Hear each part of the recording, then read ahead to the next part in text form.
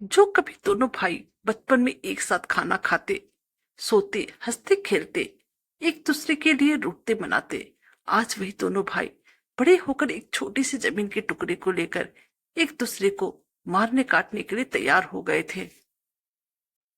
उन दोनों को देखकर ऐसा लगता था कि ना जाने कौन जन्म की दुश्मनी है जो अब बस इसी जन्म में पूरा कर लेंगे।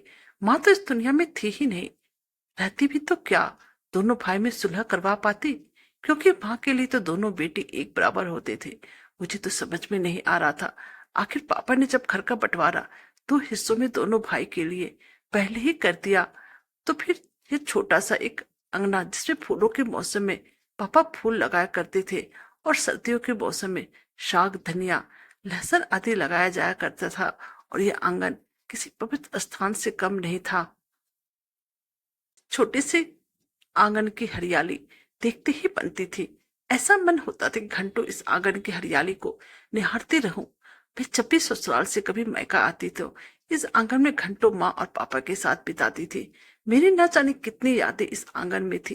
मुझे तो समझ में भी नहीं आ रहा था, पापा ने जब घर का बंटवारा कर दिया तो फिर इस प्लॉट का बंटवारा क्यों नहीं किया।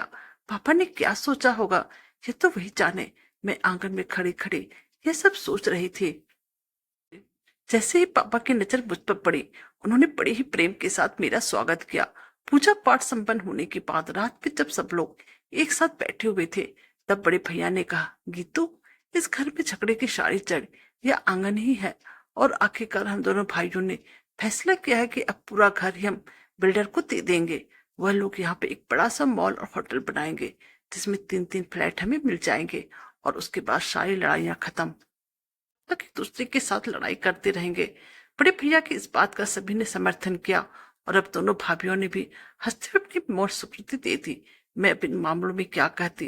मैं दोनों भाइयों के बारे में कुछ भी नहीं बोल सकती थी, क्योंकि अगर एक के बारे में बोलती दूसरे को खराब लग जाता, और दूसरे के बारे में बोलती पहले को खराब लग जाता। क्योंकि लड़कियां तो मायके में धन होती है। अब वह घर कहाँ रह गया, एक मायका था और अब वह भी पराया हो गया। आखिर में कितनी देर चुप रहती, क्योंकि सभी लोग मेरी तरफ ही देख रहे थे। अतः अब मैंने भी उनकी आंख में हाँ मिलाते हुए कहा, हाँ भैया, यह बिल्कुल सही रहेगा। आप दोनों ने मिलकर जो फैसला लिया है उसमें तो किसी को कोई ऐतराज ही नहीं होना चाहिए। कि टीस अब और ज्यादा गहरी हो गई थी। वहां से लौटते हुए मुझे लगा, अब कहाँ रह गया मायका, माँ पापा की यादें, अपने बचपन की यादें, सबको अपने जहन में समेट आई हूँ। और फिर ससुराल पहुंचते ही जैसे मेरी नजर मेरे पति पर पड़ी, सबसे पहले मैंने अपने आंसू पोंछ लिए। प्लीज मेरे चैनल को लाइक कीजिए, सब्सक्राइब कीजिए और शेयर कीजिए। Thank you.